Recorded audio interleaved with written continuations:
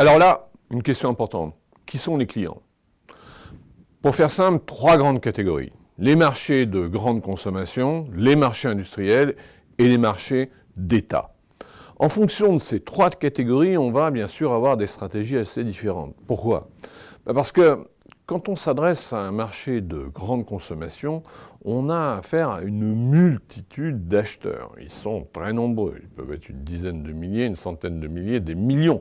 Donc chacun vient individuellement prendre sa décision. Ça, c'est une chose, ça veut dire des pouvoirs de décision assez fragmentés. En revanche, quand on passe dans des marchés industriels, on peut avoir là aussi une certaine atomisation du secteur, mais on peut aussi, bien sûr, avoir des activités relativement concentrées. Maintenant, quand on parle de vente à des gouvernements, là, évidemment, on réduit terriblement le champ. On va grossièrement avoir les 200 pays à travers le monde. Donc, en fonction de ce degré de fragmentation, encore une fois, on imagine que les stratégies soient très différentes. Bon, alors, on sait qui sont les clients. Maintenant, la question, c'est où en est l'activité dans son cycle de vie. Alors, grossièrement, 4 phases. Une phase d'émergence, une phase de croissance, une phase de maturité, une phase de déclin. Alors, comment on peut caractériser ces phases? L'émergence, le mot-clé, c'est vraiment l'incertitude. C'est-à-dire que sur plusieurs années, on peut avoir un plus 10, on peut avoir un moins 30, un plus 50. Il n'y a pas vraiment de pattern. Toutes les entreprises dans le secteur d'activité sont en train de s'essayer de trouver un modèle.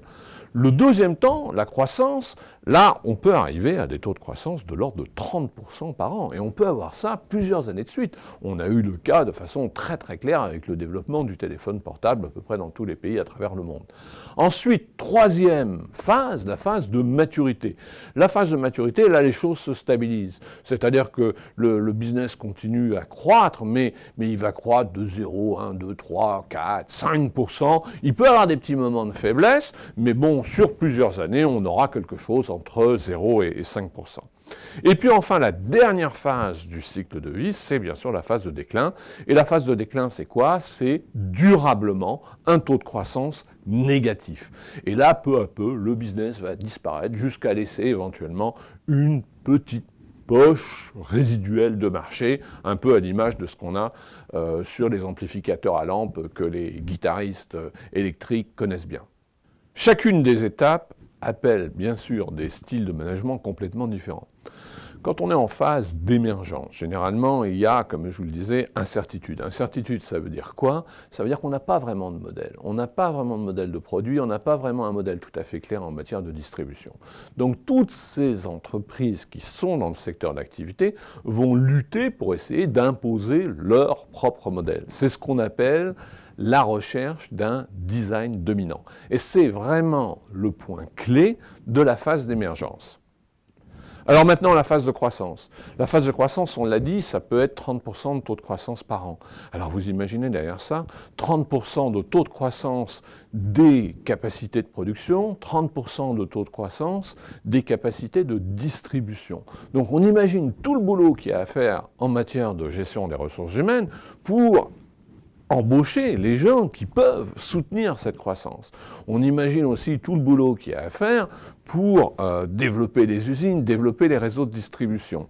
Bon, donc en finalement, un des points clés aussi importants durant cette phase de croissance, c'est d'être capable de la financer. Voilà, on est maintenant en phase de maturité. Qu'est-ce qui est important en phase de maturité? Ce qui est important en phase de maturité, c'est de savoir compter.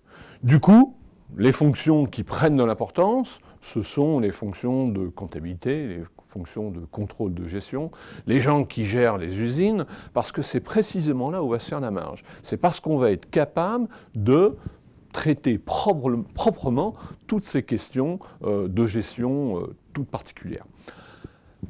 Après quelques années de maturité, on va avoir bien sûr cette phase de déclin, et là, la règle sera bien différente. Bien sûr, c'est plutôt les fonctions sociales qui vont prendre le relais, parce qu'on va avoir des gens qui ne vont plus pouvoir travailler dans l'unité qui nous intéresse, donc on va être obligé de les réaffecter, et puis dans le pire des cas, peut-être de s'en séparer.